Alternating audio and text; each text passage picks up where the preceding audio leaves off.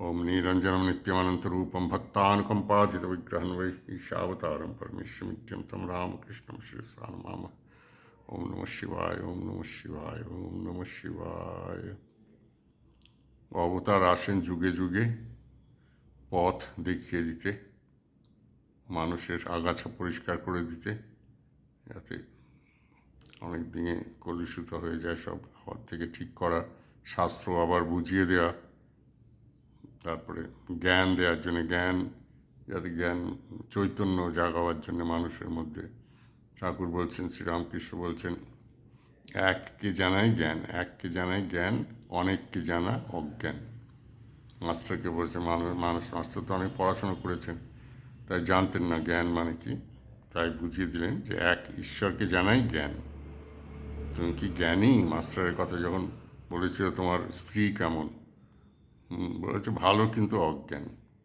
তখন ঠাকুর বউকে বলেছে, আর তুমি জ্ঞানী না, এইভাবে বিরক্ত হয়ে বলেছিলেন যে জ্ঞান মানে এককে জানা।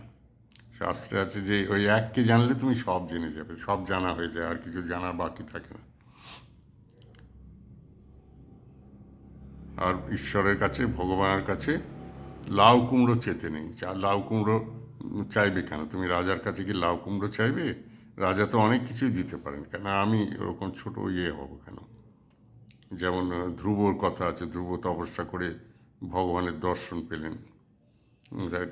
মায়ের সৎ মায়ের কথায় সে গিয়ে তপস্যা শুরু করলো। আর তখন যখন ঠাকুর দেখা দিলেন, তখন বললো, কি চাই তোমার? রাজ্য চাই না কি চাই? তখন বললেন, না আমার কিছু চাই না, তোমাকে দেখছি ওই আমার যথেষ্ট, ওই আমার আনন্দ, আর কিছু আমার লাগবে না।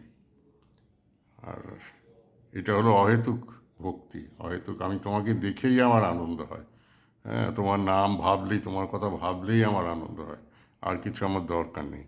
হ্যাঁ, তোমার কাছে আমি কি চাইবো?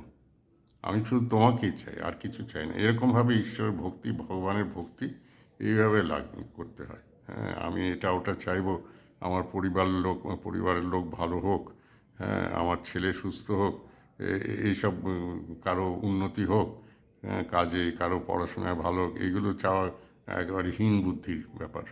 হ্যাঁ, ভগবানকে বলতে হবে যে আমি তোমাকেই চাই, আর কিছু চাই না গো, তোমাকে পেলেই তো আমার সব পাওয়া হয়ে গেল, আর কি লাগবে? হ্যাঁ, এইভাবে একবার নরেনকে পরীক্ষা করেছিলেন ঠাকুর দক্ষিণেশ্বরে। নরেন আসছেন রোজই, সে ঠাকুর অনেক দিন ধরে ওর দিকে তাকাচ্ছেও না, কথাও বলছেন না ঠাকুর। তারপরে অনেক দিন হয়ে গেল, তখন নরেনকে জিজ্ঞেস করলেন যে কী ব্যাপার, তোর দিকে আমি তাকাই না, তোর সাথে কথা কই না, তুই আসিস কেন? তখন বলে, আমি কি আপনার কথা শুনতে আসি, আপনাকে দেখতে আসি। এটাই হলো অহেতুক ভক্তি, অহেতুক ভালোবাসা। কিছু চাই না তোমার কাছে। হ্যাঁ, যেমন ভালোবাসায় দুজনের মধ্যে তখন কোনো ওই দাবি থাকে না, তখন দুজন পেলেই হয়ে যায়, আর কিছু লাগে না তাতে। এই ওই অহেতুক ভক্তি দরকার ঈশ্বরের প্রতি। আর শাস্ত্রের মধ্যে ঠাকুর বলছেন, শাস্ত্রের মধ্যে, শাস্ত্র তো ভগবান নয়, আর কোনো গ্রন্থ বা ধর্ম, এগুলোও ভগবান নয়। এগুলো শুধু পথ দেখিয়েছে কিভাবে সেখানে যেতে হবে। আর উদ্দেশ্য হলো চৈতন্য লাভ করা। সেই চৈতন্য সবার ভিতরেই আছে। এই ব্রহ্ম আর শক্তি সবার ভিতরেই আছে।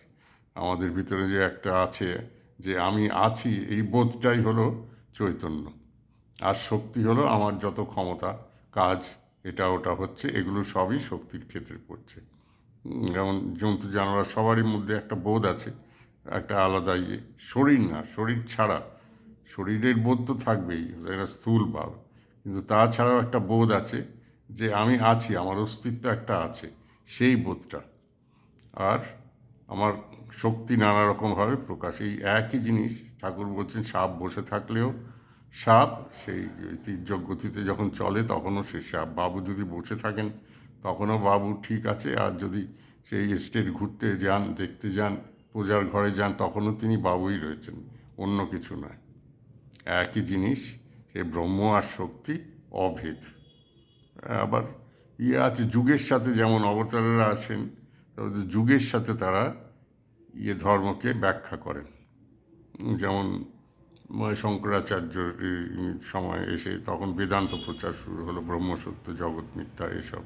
স্বামীজি যখন আমেরিকা পশ্চিমে গেলেন তখনও এই যে ঠাকুরকে পূজা করো এইসব তো তিনি শেখাননি, তিনি বেদান্তের জ্ঞান দিয়েছেন, যেটা সেখানে সহজেই গ্রহণ করবে লোকে। এই আমাদের মতো তো ওইখানে সেরকম ভক্তির ব্যাপারটা নেই না, আমাদের যে মূর্তি পূজা এসব আছে, ছবির পট সেসব তো নেই। তাদের আসল জিনিসটা দিতে হবে, যেটা মূল একেবারে, তাই সেটাই দিলেন স্বামীজি সেখানে।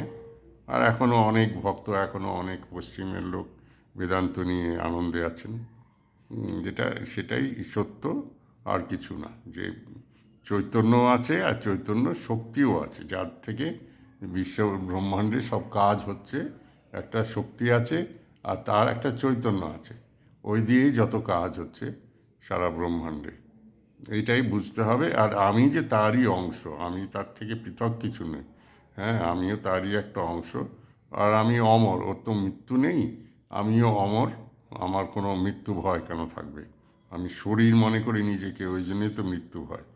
আমি ভাবি যে আমি মন, আমি শরীর, আমি বুদ্ধি, আমি অহংকার, এগুলো নিয়ে থাকি বলে আমি মনে করি আমি ইয়ে আমার মৃত্যু হবে, আমার সেই ভয়টা সবসময় থাকে। ঠাকুর শঙ্করাচার্য বলছেন মনোবুদ্ধি অহংকার জানি না আহম, এরকমভাবে স্তোত্র আছে নির্বাণ সেরকম, যে আমি এসব নই, আমি শুদ্ধ চৈতন্য, আমার মৃত্যু নেই। এইগুলোই হলো অমর হওয়ার পথ। আমি কেন একবার ঠাকুর নরেনকে বলেছিলেন যে একটা বাসনের মধ্যে, একটা পাত্রে অমৃত আছে, আর তোকে দিলাম ওটা, তুই মাছি একটা, তুই ভাব তুই একটা মাছি, কোথায় বসে খাবি? তখন নরেন বললেন যে আমি আড়ায় বসে খাবো, আড়ায় মানে পাশে আর কি, কাপের যেমন পাশে বসে ওখান থেকে একটু একটু করে খাবো। ঠাকুর বললো কেন রে, ওর মধ্যে ডুব দিবি, ওর মধ্যে ডুব দিলে মরে না, অমর হয়ে যায়।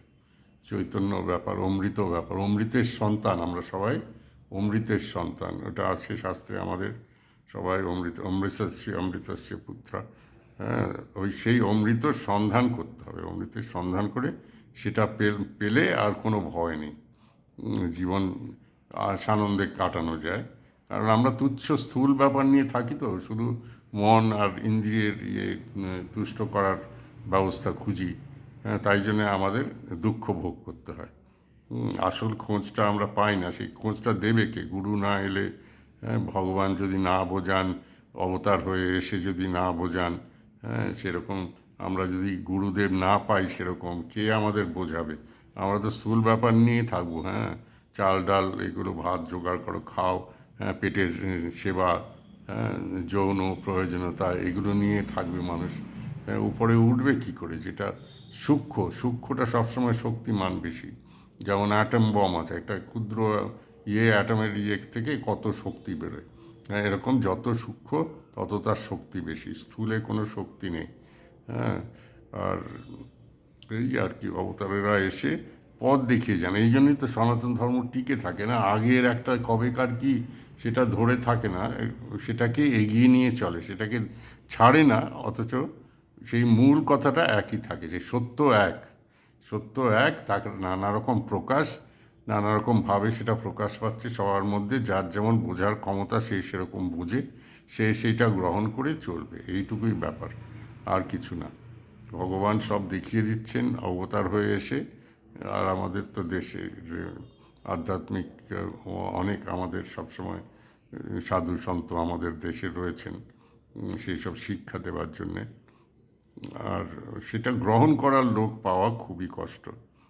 আজকাল সবাই ব্যস্ত কাজে, আর এই বাহ্যিক জিনিসে ব্যস্ত হয়ে যায় লোক, আর এইদিকে নিজের দিকে মন দেয় না। ওই যে একা থাকা, মন চলো নিজ নিকেতনে গানটা আছে না, সেই নিজেকে খুঁজে পাওয়া, নিজেকে খুঁজে পেতে হবে, নিজেকে একবার খুঁজে পেলে আর কোনো গোল থাকে না, তখন সবসময় আনন্দেই থাকা যায়। জয় শ্রী রামকৃষ্ণ।